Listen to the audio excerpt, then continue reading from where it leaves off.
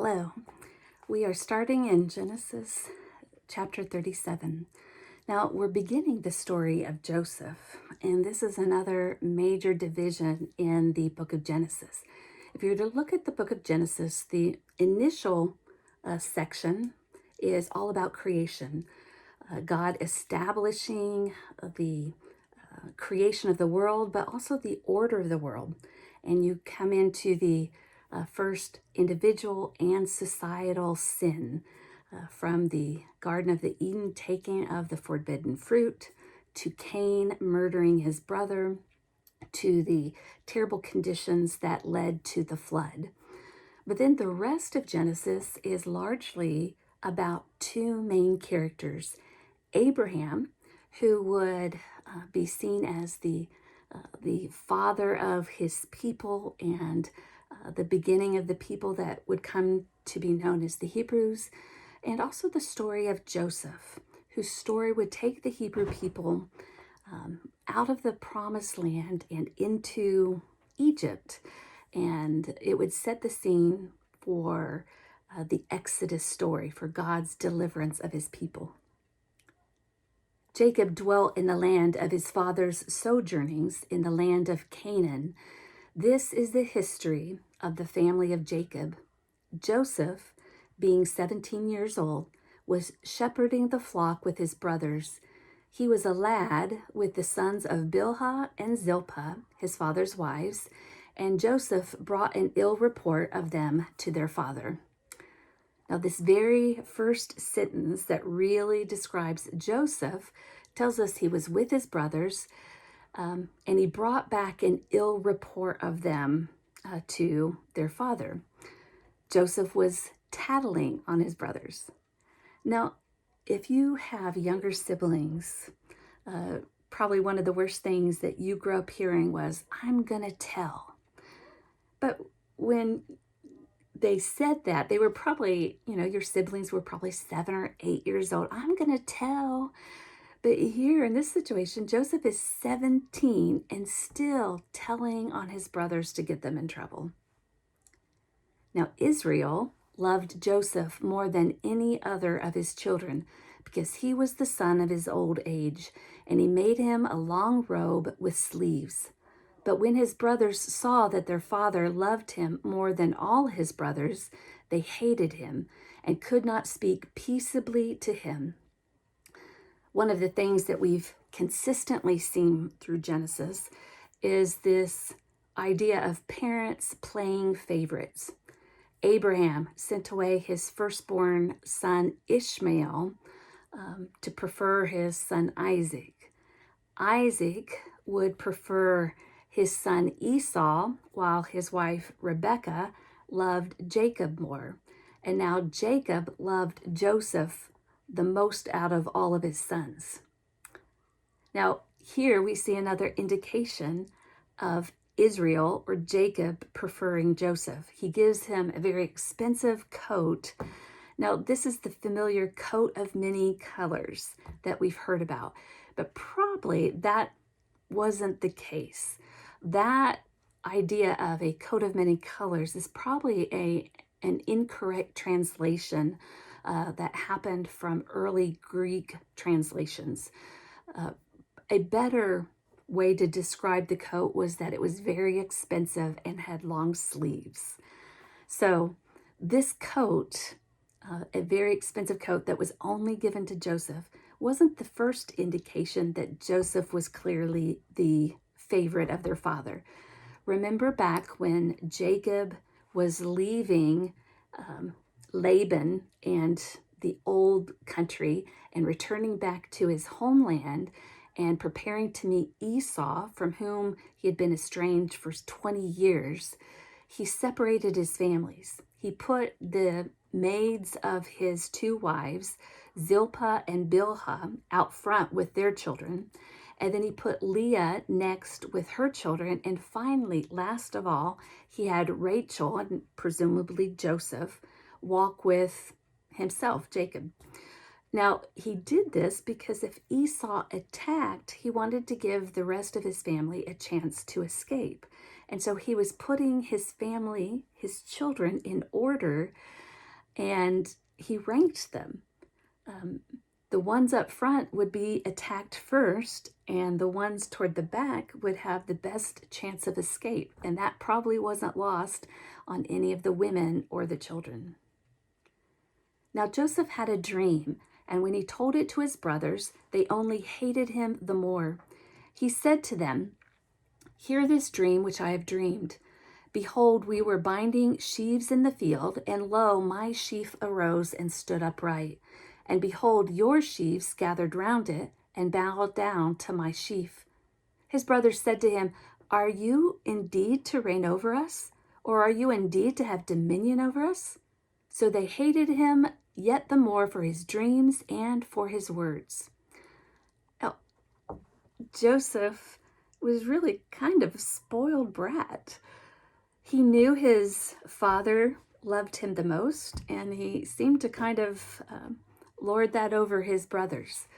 He had this dream where he was a sheaf of wheat surrounded by sheaves of wheat representing his brothers that bowed down to him. But he didn't keep that to himself. No, he shares that with his brothers. And not surprisingly, they don't appreciate it in the slightest. Continuing on with Genesis chapter 37, verse 9. We are going to read about the second dream of Joseph. Then he dreamed another dream and told it to his brothers and said, "Behold, I have dreamed another dream. And behold, the sun, the moon, and 11 stars were bowing down to me." But when he told it to his father and to his brothers, his father rebuked him and said to him, "What is this dream you have dreamed?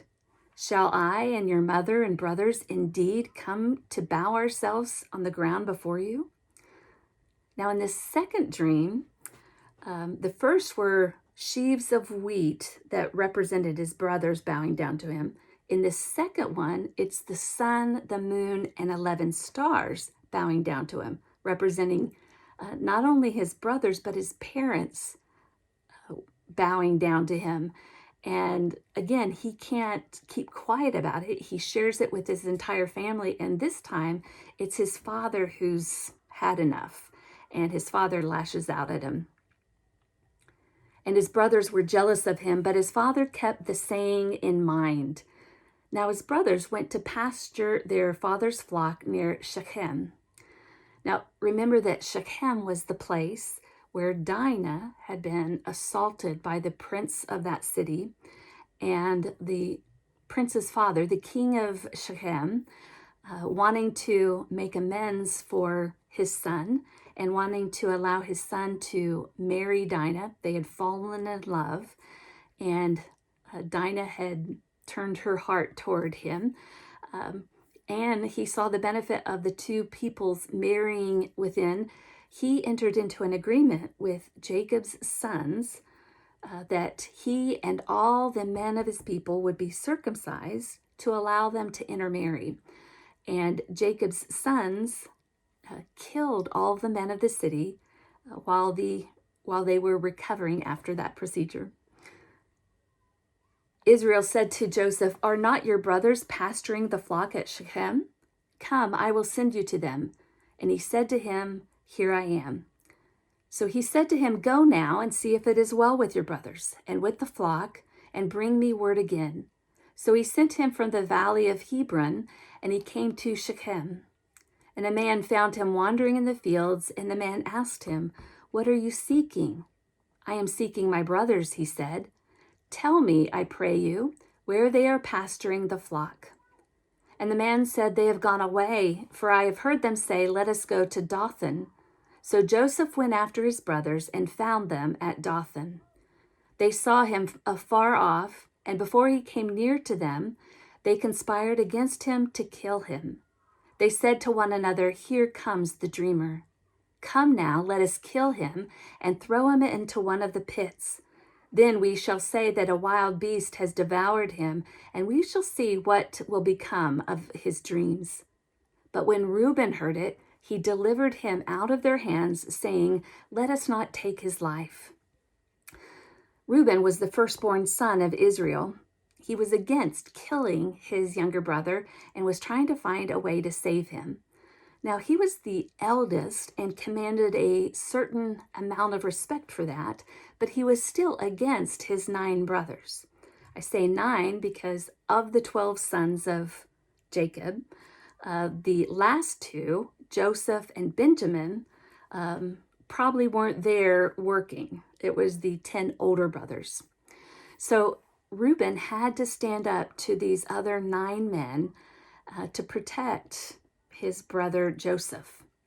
Now, all of them had reasons for animosity against Joseph, but certainly not for murder. Reuben stood up to this group of men that were inciting murder, this kind of this plot, this mob mentality was taking over their minds. Now, certainly we will probably never have to encounter that. I hope not.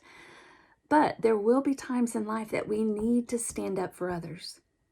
Now, in this world where social media seeks to create opportunities of that mob mentality to really attack someone, we'll find that it's hard to stand up for others. It's hard enough standing up for someone who is wrongfully accused or maligned, but it's really hard standing up for someone who's not completely innocent. Joseph wasn't completely innocent. He had antagonized his brothers, egged them on, but they weren't in the right for trying to murder him. There will be times that people make mistakes, but we don't need to publicly shame and humiliate them because of those mistakes. We wouldn't want that done to us. And so we need to make sure we stand up for those where a person's mistake goes viral. We wouldn't want that for us, and we shouldn't want it for others either. Continuing on with Genesis chapter 37, verse 22. And Reuben said to them, "Shed no blood.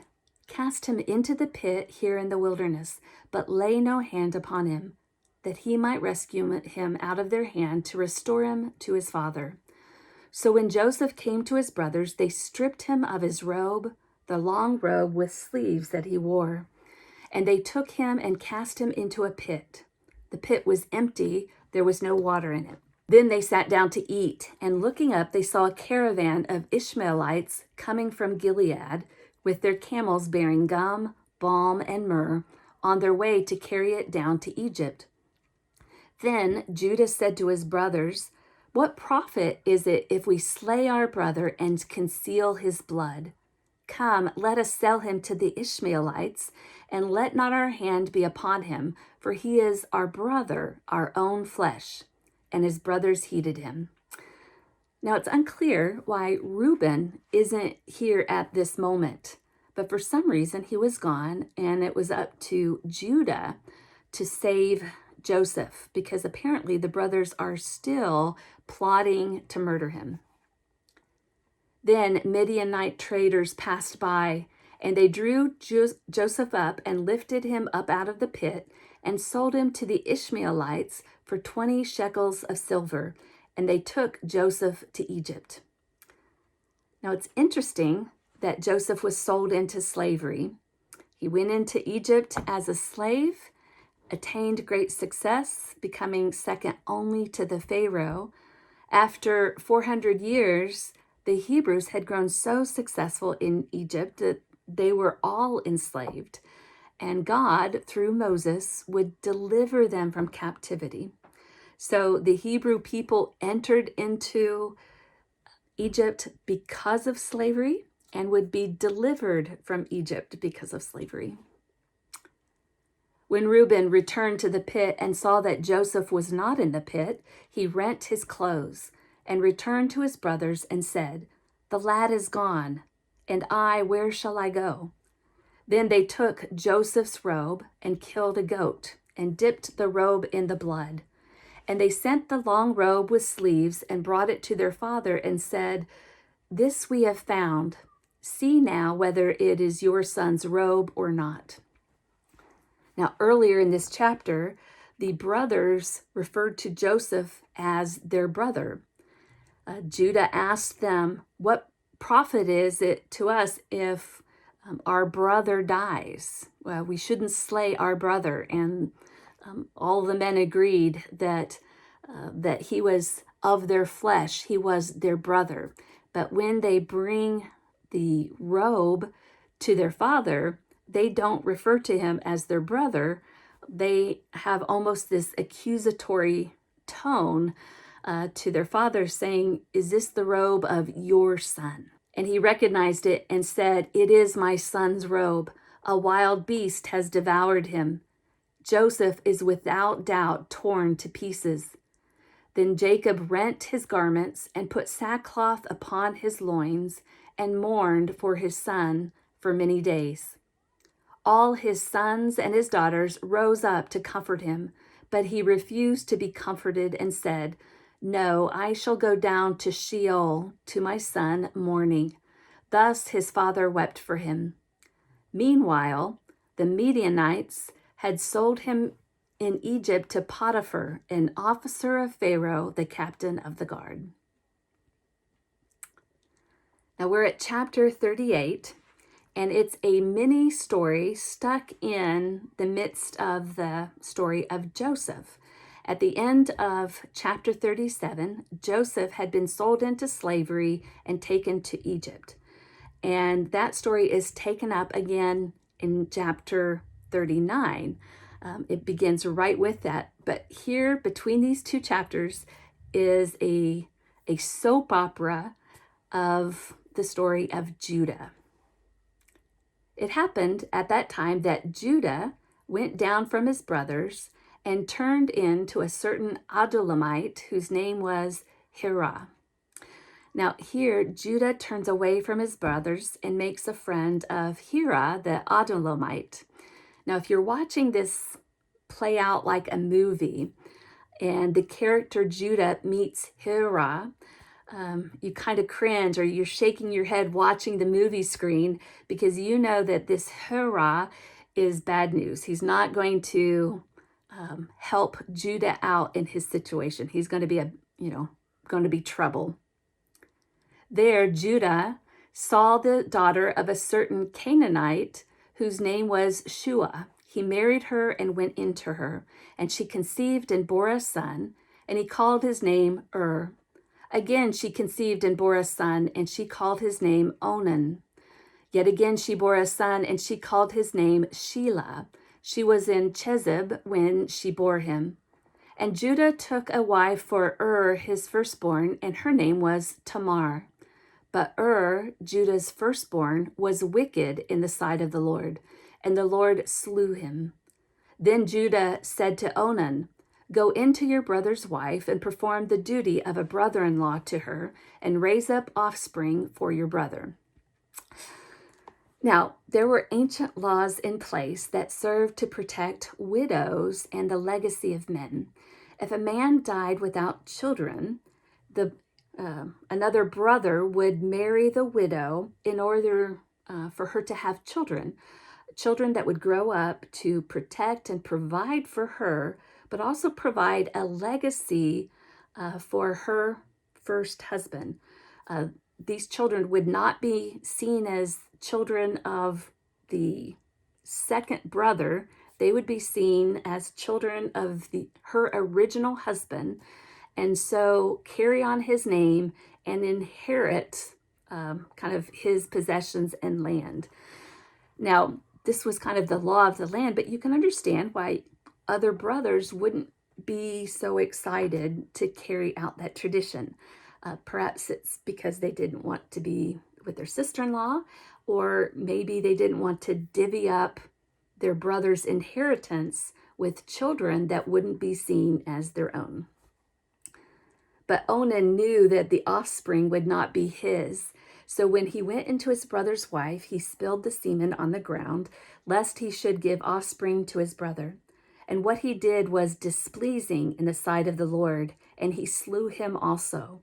Then Judah said to Tamar, his daughter-in-law, Remain a widow in your father's house till Shelah, my son, grows up, for he feared that he would die like his brothers. So Tamar went and dwelt in her father's house. Now, Shelah was too young to marry, and so Tamar must have realized that things weren't going in her favor. Judah was just stalling because he didn't want to marry his last son to Tamar. He lost his first two sons because of her, and so he kind of blamed her for their death. Now, so much of this happens because of what occurred in the very first sentence of this chapter, that Judah had left his family and went, and he got this friend named Hurrah, but he also married a Canaanite woman. Now, the problem wasn't that she was Canaanite or foreign. The problem was that he was marrying into a foreign religion. The Canaanites were polytheistic, and Abraham, his family line was monotheistic, following the one true God. And so because Judah kind of left his family, left his faith, he finds himself in a lot of trouble. Continuing on with Genesis chapter 38, verse 12. In course of time, the wife of Judah, Shua's daughter, died, and when Judah was comforted, he went up to Timnah to his sheep shearers, he and his friend Hira the Adullamite. Now, Judah had just lost his wife, who sadly was never named. She's only referred to in this passage as the daughter of Shua, or the daughter of Shua the Canaanite. And so to kind of, after the period of mourning, to feel better, he goes up to Timnah with his friend Hira, and he's going to get in trouble. And when Tamar was told, your father-in-law is going up to Timnah to shear his sheep, she put off her widow's garments and put on a veil, wrapping herself up, and sat at the entrance to Enaim, which is on the road to Timnah, for she saw that Shelah was grown up, and she had not been given to him in marriage. When Judah saw her, he thought her to be a harlot, for she had covered her face. He went over to her at the roadside and said, come, let me come in to you, for he did not know that she was his daughter-in-law. She said, what will you give me that you may come in to me? He answered, I will give you a kid from the flock. And she said, will you give me a pledge till you send it? He said, what pledge shall I give you? She replied, your signet and your cord and your staff that is in your hand. So he gave them to her and went into her, and she conceived by him. Tamar saw that Judah's youngest son was now of age, but still not being married to her. Why? Because Judah was afraid that he too would die. And so she dressed up like a harlot, a prostitute, because she knew that he was on his way to Timnah with his friend. And so she dressed up like a prostitute, sat by the road. And when Judah didn't recognize her, he thought she was a prostitute, he inquired of her services, and she would end up pregnant by her former father-in-law. And again, this is just like a soap opera continuing on. Then she arose and went away, and taking off her veil, she put on the garments of her widowhood. When Judah sent the kid by his friend the Adullamite to receive the pledge from the woman's hand, he couldn't find her. And he asked the men of the place, where is the harlot who is at Enaim by the wayside? And they said, no harlot has been here. So he returned to Judah and said, I have not found her. And also the men of the place said, no harlot has been here. And Judah replied, let her keep the things as her own, lest we be laughed at. You see, I sent this kid and you could not find her. About 3 months later, Judah was told, Tamar, your daughter-in-law, has played the harlot, and moreover, she is with child by harlotry. And Judah said, bring her out and let her be burned. And she was being brought out. She sent word to her father-in-law, by the man to whom these belong, I am with child. And she said, "Mark, I pray you, whose these are, the signet and the cord and the staff." Then Judah acknowledged them and said, "She is more righteous than I, inasmuch as I did not give her to my son Shelah." And he did not lie with her again. When the time of her delivery came, there were twins in her womb. And when she was in labor, one put out a hand, and the midwife took and bound on his hand a scarlet thread, saying, "This came out first." But as he drew back his hand, behold, his brother came out. And she said, "What a breach you have made for yourself." Therefore his name was called Perez. Afterward, his brother came out with the scarlet thread upon his hand, and his name was called Zerah. So here's this very odd, disturbing story in Genesis. Why would Tamar be considered righteous for dressing up like a prostitute and getting pregnant by her former father-in-law? It was because he didn't honor the law and provide for her and his older two sons, even after they had died, to continue on their legacy by allowing her to be married to Shelah. It was Tamar who really upheld the law, and she would go on to continue the line of Judah in an important way, as we find when we read in the Gospel of Matthew, chapter 1, the book of the genealogy of Jesus Christ, the son of David, the son of Abraham. Abraham was the father of Isaac, and Isaac was the father of Jacob, and Jacob the father of Judah and his brothers, and Judah the father of Perez and Zerah by Tamar, and Perez the father of Hezron, and so on. Through Tamar and her actions would come King David, King Solomon, and Jesus of Nazareth. Continuing with Genesis chapter 39, we're switching soap opera channels from the story of Judah and Tamar and returning back to Joseph, who had been sold into slavery. Now Joseph was taken down to Egypt, and Potiphar, an officer of Pharaoh, the captain of the guard, an Egyptian, bought him from the Ishmaelites who had brought him down there. The Lord was with Joseph, and he became a successful man, and he was in the house of his master the Egyptian. And his master saw that the Lord was with him, and that the Lord caused all that he did to prosper in his hands. So Joseph found favor in his sight and attended him, and he made him overseer of his house and put him in charge of all that he had. From the time that he made him overseer in his house and over all that he had, the Lord blessed the Egyptian's house for Joseph's sake. The blessing of the Lord was upon all that he had in house and field.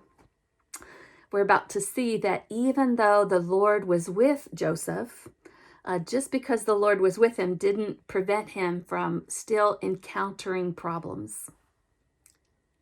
So he left all that he had in Joseph's charge, and having him, he had no concern for anything but the food which he ate.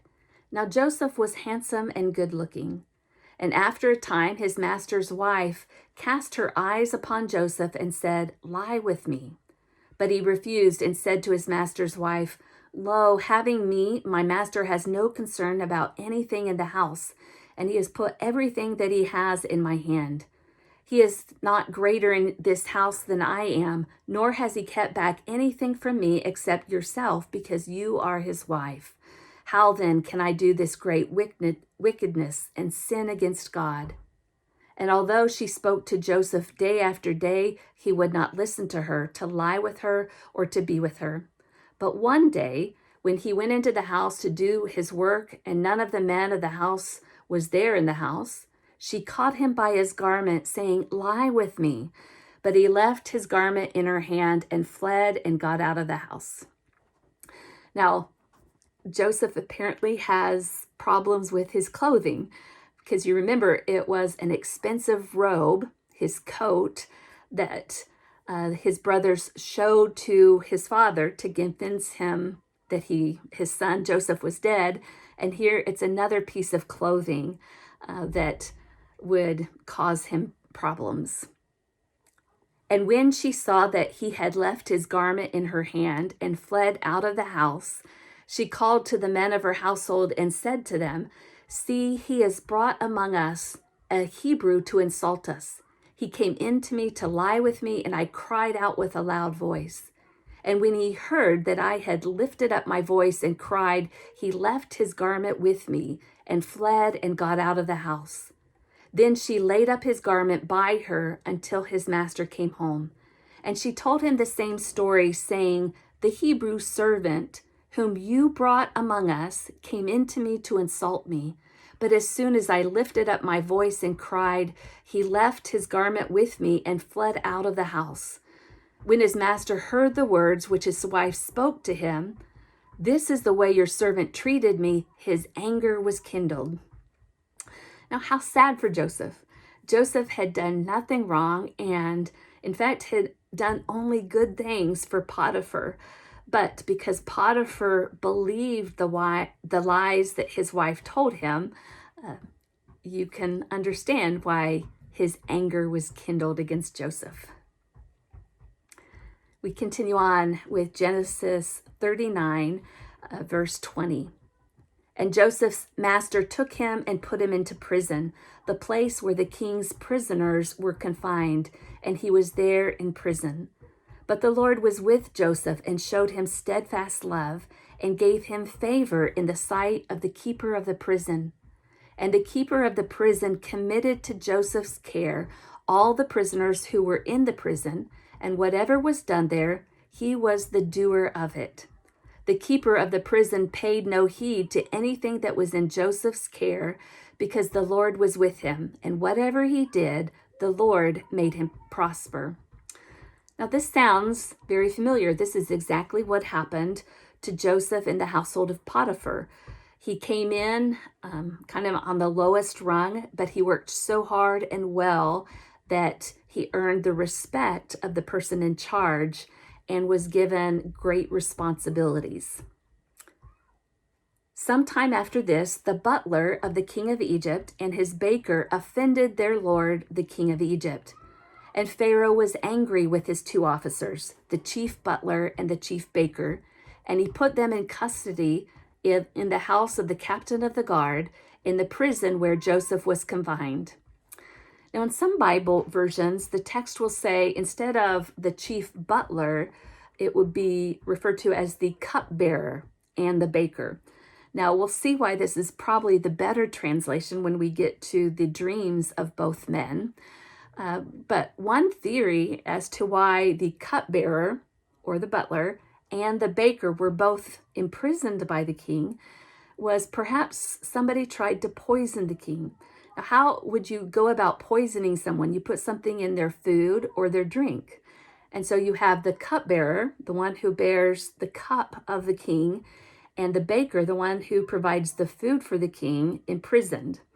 Now, perhaps it wasn't something intentional. Maybe the Pharaoh just got sick after a meal and he was offended by them and threw both of them in prison. We're not sure because we're not told.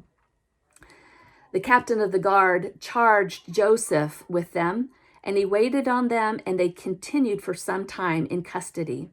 And one night they both dreamed, the butler and the baker of the king of Egypt, who were confined in the prison, each his own dream, and each dream with his own meaning. When Joseph came to them in the morning and saw them, they were troubled. So he asked Pharaoh's officers who were with him in custody in his master's house, "Why are your faces downcast today?" They said to him, "We have had dreams, and there is no one to interpret them." And Joseph said to them, "Do not interpretations belong to God? Tell them to me, I pray you." Now here we finally see some spiritual maturity in Joseph. Remember, when he had dreamt dreams and shared them with his brothers, there's no mention of God. Here, when the cupbearer and the baker mention their dreams, he's quick to say that interpretations belong to God. Now, interestingly, it was the dreams that he spoke of to his brothers that would get him thrown into slavery and taken to Egypt. And this time it would be dreams again that would lead to his freedom. Thank you so much for joining me. We'll continue on with the story of Joseph and hope that you will join with me again.